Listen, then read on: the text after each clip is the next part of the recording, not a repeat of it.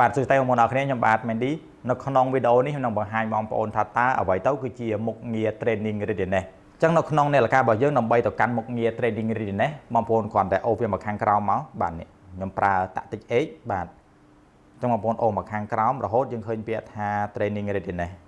ចាំមើលនេះបងប្អូននេះឃើញទេបាទមុខងារនេះគឺជាមុខងារមួយដែលបង្ហាញអំពីកម្លាំងមានន័យថាការស្ដារកម្លាំងរបស់យើងមកវិញអញ្ចឹងមានន័យថាឥឡូវនេះកម្លាំងរបស់ខ្ញុំគឺវាស្ដារមកបានរហូតដល់ទៅ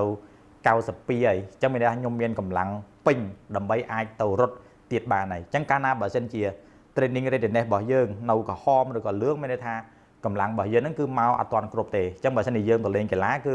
យើងមិនអាចរត់ឆ្ងាយបានទេឬក៏បើសិនជាយើងទៅប្រកួតគឺយើងអត់មានកម្លាំងពេញគ្រប់គ្រាន់ក្នុងការរត់ប្រណាំងជាមួយគេទេភាគរយគឺក្នុងការចាញ់គេច្រើនអញ្ចឹងដើម្បីឲ្យកម្លាំងរបស់យើងពេញគឺទី1មានន័យថាយើងសម្រាកឲ្យបានគ្រប់គ្រាន់យើងហូបឲ្យគ្រប់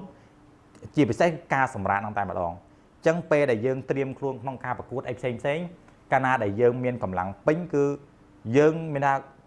ក្នុងការប្រកួតហ្នឹងគឺយើងបញ្ចេញអស់សមត្ថភាពតែម្ដងអញ្ចឹងនេះគឺជាមុខងារ training readiness ដែលជាមុខងារមួយបងប្អូនអ្នកលេងកីឡាយើងគួរតែចេះមើលហើយពេលយើងត្រៀមក្នុងខ្លួនប្រកួតឬក៏ការរត់ឆ្ងាយផ្សេងយើងគួរតែឲ្យកម្លាំងរបស់យើងមកឲ្យពេញអញ្ចឹងបាទអញ្ចឹងមានថាឥឡូវនេះកម្លាំងរបស់ខ្ញុំពេញហើយល្ងាចហ្នឹងខ្ញុំអាចរត់ទៀតបានហើយឬក៏ប្រកួតបានទៀតហើយអូខេអញ្ចឹងវីដេអូនេះមានតែប៉ុណ្ណឹងបងប្អូនគឺជាការចែកនៅចំណេះដឹងខ្លីៗចែករំលែកជូនដល់បងប្អូនអ្នកប្រើប្រាស់នាឡិកាការងារទាំងអស់គ្នា